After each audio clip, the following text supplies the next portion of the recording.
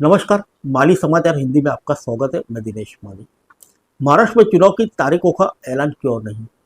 ECC Rajiv Kumar ने दिया यह जवाब। आइए जानते हैं विस्तार से।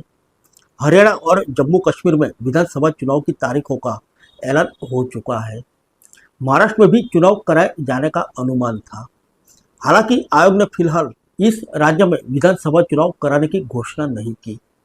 महाराष्ट्र में विधानसभा चुनाव कराने से जुड़े एक सवाल पर मुख्य चुनाव आयुक्त राजीव कुमार ने कहा, पिछली बार महाराष्ट्र और हरियाणा विधानसभा चुनाव एक साथ हुए थे।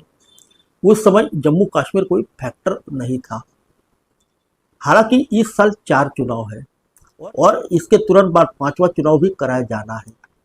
जिन प्रदेशों में विधानसभा चुनाव होने हैं उनमें जम्मू कश्मीर, हरियाणा, महाराष्ट्र, झारखंड और दिल्ली शामिल है।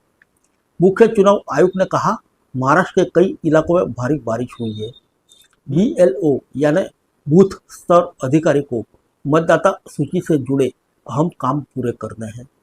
इसी बीच गणेश उत्सव, पितृपक्ष, नवरात्रि, दीपावली जैसे कई त्योहारों को भी ध्यान में रखना होगा। तमाम तथ्यों को ध्यान में रखते हुए आयोग ने फैसला लिया कि एक समय में 2 जगहों पर ही चुनाव कराए जा सकते हैं। उन्होंने आश्वस्त किया कि महाराष्ट्र में विधानसभा का कार्यकाल समाप्त होने से पहले चुनाव संपन्न करा लिए जाएंगे।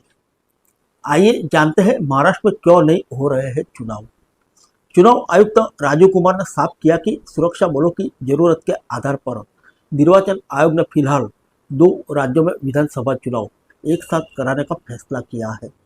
उन्होंने चुनाव न कराने के दूसरे फैक्टर के रूप में महाराष्ट्र में भारी बारिश और आने वाले सप्ताहों में कई त्योहारों का भी जिक्र किया।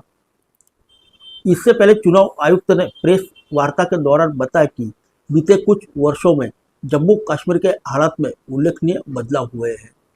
उन्होंने कहा कि आयोग को प्रदेश की जनता पर पूरा यकीन है। इस बार कड़ी सुरक्षा के बीच 3 चरणों में मतदान कराए जाएंगे।